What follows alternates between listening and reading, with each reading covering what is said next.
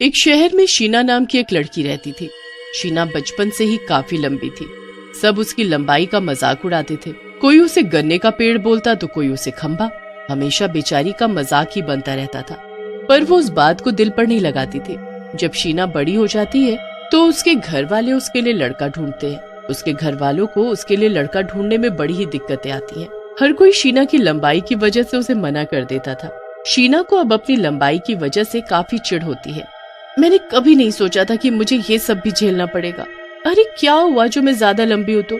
अब भगवान ने मुझे ऐसा बनाया है तो उसमें मैं क्या कर सकती हूँ। शीना एक काफी बड़े ऑफिस में अच्छी जॉब करती थी। एक दिन उस ऑफिस में एक नई ज्वाइनिंग होती है। उस लड़के का नाम राजीव होता है। उसे शीना बाकी लड़कियों से काफी अलग लगती है। वो बड़ी शांत, सुशील और बड़ी सीधी सादी बनकर रहती है। जब भी बात करती है तो ऐसा लगता है कि जैसे उसके मुंह से फूल बरस रहे हो। राजीव को शीना बहुत पसंद आ जाती है। उसे उसकी लंबाई से कुछ भी फर्क नहीं पड़ता। वो शीना से दोस्ती कर लेता है और जब उनकी दोस्ती काफी गहरी हो जाती है तो एक दिन वो शीना को शादी के लिए बोल देता है। क्या शादी? पर मैं तो इतनी लंबी। हाँ तो क्या हुआ, तुम दिल की तो इतनी अच्छी हो ना, क्या फर्क पड़ता है लंबाई से। शीना तो बहुत ही खुश हो जाती है। राजीव के घर वालों को शीना लेकिन जरा भी पसंद नहीं आती, पर उनकी अपने बेटे के आगे जरा भी नहीं चलती। अब राजीव की शादी शीना से जैसे तैसे हो ही जाती है। लोग शीना को देख अजीब अजीब बातें कर रहे होते हैं। शीना को बड़ी बेइज्जती महसूस होने लगती है, पर वो चुपचाप सब सुन रही होती है।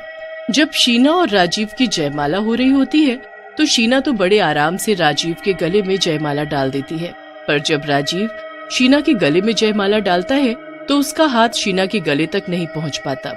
और कर ले इतने बड़े खंबे से शादी, लोगों के बीच खुद का तो मजाक बना ही रहा है, हमारा भी बनवा रहा है।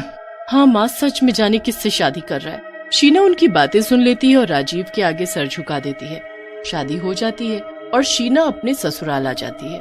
अब उसको वहाँ काफी बातें सुननी पड़ती हैं और काफी कठिनाइयों का सामना भी करना पड़ता है। शीना जिस पलंग पर सोती है वो उसके हिसाब से बहुत छोटा होता है। शीना पूरी रात वहाँ सो नहीं पाती। उसके बाद जब मुंह दिखाई के लिए अगले दिन औरतें आती हैं तो हर कोई शीना को देख कुछ न कुछ बोलने लगती है। शीना बाद में कमरे में जाकर खूब रोती है। जब राजीव घर आता है तो वो राजीव के सामने भी रोते रोते सारी बात बताने लगती है। अरे बोलने दो जिसे जो बोलना है, मेरे लिए तुम सबसे स्पेशल हो बस, और तुम मेरे अलावा किसी की बातों पर ध्यान मत दिया करो। बस इसी बात से तो मैं खुश हूँ कि तुम इतने अच्छे हो। पूरी दुनिया में मेरे माँ बाप के बाद एक तुम ही हो जिससे मेरे इतना लंबा होने से कोई फर्क नहीं पड़ता। हाँ, और मुझे कभी फर्क पड़ेगा भी नहीं। दोनों हंसी खुशी रह रहे होते हैं, पर उसके सास ससुर और ननद ने उसका जीना हराम कर रखा होता है और हर दिन उसको इतना बेइज्जत करते थे कि बस वो कैसे भी उनके बेटे को छोड़ दे। शीना के बर्थडे पर उसके लिए एक हवन रखते हैं। उसी हवन के जरिए उनका शीना को मार डालने का प्लान होता है।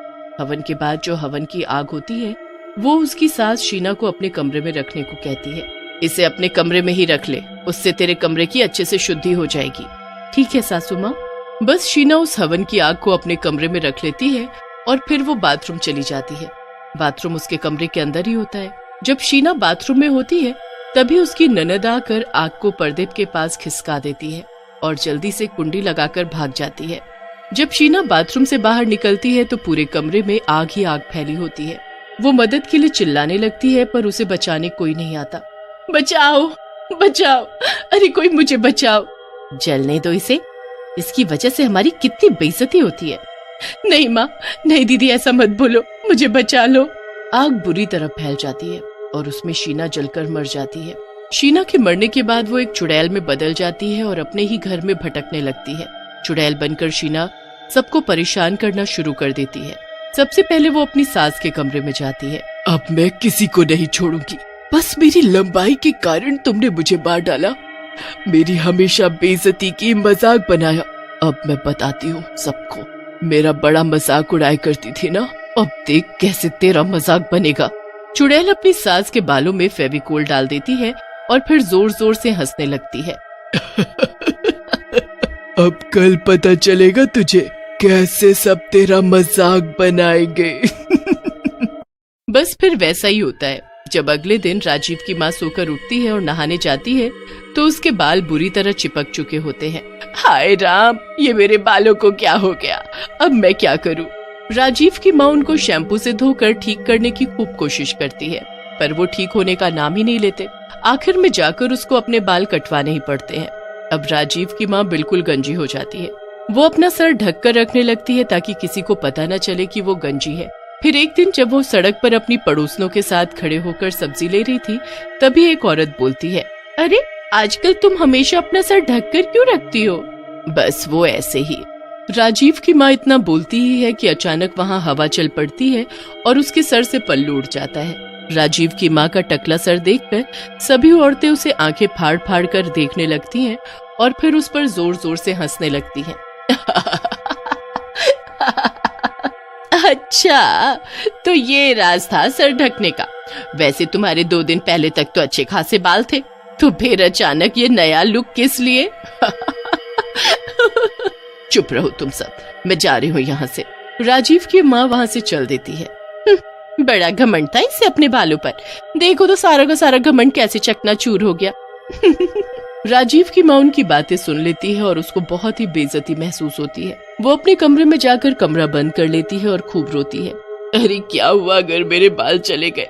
इंसान की पहचान तो उसकी सीरत से होती है, ना कि उसकी सूरत से। अब खुद पर बीत रही है तो इसे समझ आ रहा है कि इंसान की पहचान किससे होती है, वरना मेरी बारी में तो इसे कोई पहचान नहीं थी। चुड़ैल तो बड़ी खुश होती है। अब एक रात उसकी ननद शीशे के आगे खड़ी फेस पैक लगा रही होती है। अब तो मैं और सुंदर हो जाऊंगी। वैसे कुछ भी कहो, पर मुझसे सुंदर पूरे खानदान में कोई नहीं होगी। ये तो तेरी गलतफहमी है, हमेशा तुझे यही लगता है, तभी तो हर वक्त मेरा मजाक उड़ाती थी और मेरी बेइज्जती करती थी, यहाँ तक कि मुझे मरने को छोड़ दिया। आज मैं तुझे मुंह दिखाने लायक नहीं छोड़ूंगी। बस फिर चुड़ैल उस क्रीम पर कुछ जादू कर देती है, जिससे मानसी अपने मुंह पर लगाकर सो जाती है।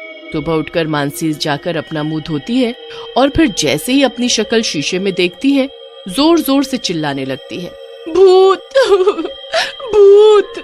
अरे कहाँ है भूत? वो देखो। ये भूत नहीं तुम हो, ये तुमको क्या हो गया? तुम तो काली चुड़ैल लग रही हो, ये कैसे हो गया? तुम काली कैसे हो गई? मुझे नहीं पता ये कैसे हुआ, मैं तो जब मुंह धोने आई तो मैंने अपनी शक्ल देखी। अब मैं क्या करूंगी? कैसे सबको अपनी शक्ल दिखाऊंगी? मानसी बहुत रोती है, उसका घर से निकलना मुश्किल हो जाता है। इतने दिनों तक वो घर से ही नहीं निकलती। चुड़ैल ये सब देख बड़ी खुश होती है, उसका बदला कहीं न कहीं पूरा हो रहा होता है। फिर एक दिन की बात है जब चुड़ैल अपने ससुर से बदला लेने आती है और उनको छज्जे से नीचे धक्का दे देती है। उसके ससुर के सर में चोट आ जाती है। उनके इलाज में राजीव के सारे पैसे लग जाते हैं और ज्यादा छुट्टियां करने की वजह से उसकी नौकरी भी चली जाती है।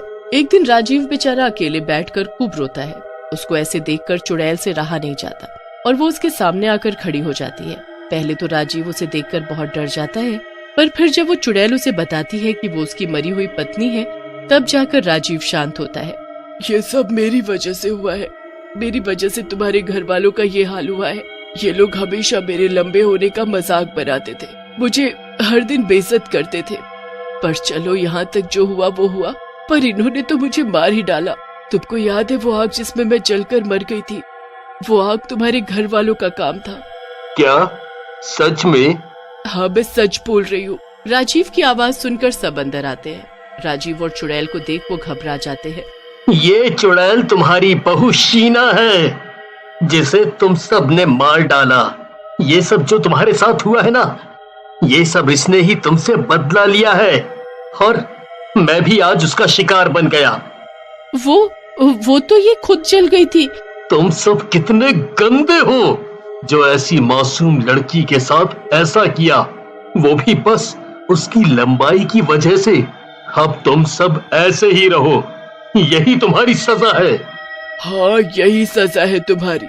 राजीव और चुड़ैल वहाँ से चले जाते हैं। उसके घर वाले बहुत हाथ पैर जोड़ते हैं, पर दोनों में से कोई उनको पलट कर भी नहीं देखता। राजीव जिंदगी भर उनसे दूर अकेले रहता है और कभी दूसरी शादी नहीं करता।